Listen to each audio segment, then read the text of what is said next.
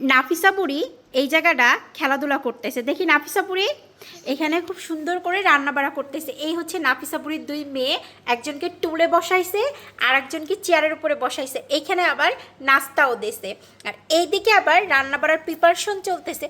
ও বাবা, গ্যাসের যে দাম, কিন্তু নাফিসার গ্যাসের বোতল নাকি ভরা, তাই না? হ্যাঁ, এখানে আবার খুব সুন্দর করে থাল বাসনগুলো গুছায় রাখছে। আর এইগুলো রান্না করে কাকে খাওয়াবা? বর্মাকে। আচ্ছা, বড় মা হচ্ছে আমার দাদি। এই যে ছোটবেলায় আমরাও খেলাধুলা করতাম, এরকম দাদিরে বসায় রাখতাম আর দাদি আমাদের রান্নাবাড়া খাইতো, তাই না? তখন আমরা জঘন্যতম রান্নাবাড়া করতাম, আলু কাটে নিয়ে এসে কাঁচা আলুই খাওয়াই দিতাম দাদিরে, না দাদি? ওইগুলোই ছিল আমাদের ছোটবেলার খেলা। আর এখন নাফিসাপুরি রান্না করতেছে। কি রান্না করতেছে এটা? কি আম্মু, বিরিয়ানি নাকি? হ্যাঁ, বিরিয়ানি। কিসের? চানাচুর বিরিয়ানি? হ্যাঁ, এটা তোমার বড় মাকে রান্না করে খাওয়াবা? হ্যাঁ। ও বাবা, খুব সুন্দর হয়েছে। আর তোমার এই মেয়েগুলোর নাম কি? এই মেয়ের নাম কি? এই মেয়ের নাম হলো টিনা আর এই মেয়ের নাম চিনা। চীনা টিনা? হ্যাঁ। ওয়াও, নামটা তো অনেক সুন্দর। সব থেকে টিনা নামটাই ভাল লাগছে, কিন্তু চীনা নামটা তো মনে থাকবে না আমাদের। টিনা বললেই চিনা মনে হবে। টিনা বললেই চীনা মনে হবে। হ্যাঁ, নাফিসাপুরি কিন্তু খেলা করতে খুব পছন্দ করে, স্পেশালি থাল বাসন খেলা। এটার আমরা ছোটোবেলা বলতাম থালাবাটি খেলা, না?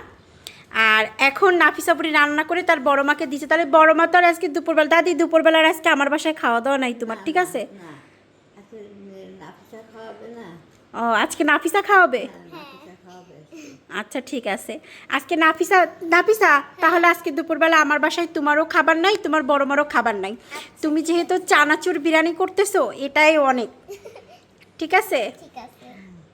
বাবা, মাশাআল্লাহ, খুব সুন্দর রান্না বাড়া হয়েছে। তাই যে পিঠার চাষ আছে, পিঠা বানাবা না আজকে? হ্যাঁ, আর একটু ঠান্ডা পড়ুক, তারপর তো পিঠা বানাবো। পুলি আই- পিঠা।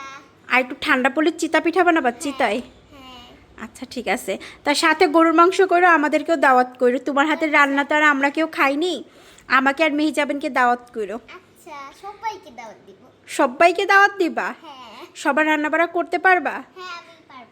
তোমার এতটুকু হাঁড়ি পাতিলে সবার রান্নাবাড়া হবে? হ্যাঁ, হবে তো? বলে বিসমিল্লাহ বললেই হয়ে যাবে, সবাই বিসমিল্লা বললেই? সবাই হয়ে যাবে। আচ্ছা, ঠিক আছে। তাহলে তুমি আর তোমার বড় মা রান্নাবাড়া করে খাওয়া দাওয়া করো, ঠিক আছে? ঠিক আছে। আপনারা কারা কারা ছোটোবেলায় এরকম দাদির সাথে খেলাধুলা করছেন অবশ্যই কমেন্ট করে জানাবেন। আর এটা হচ্ছে নাফিসা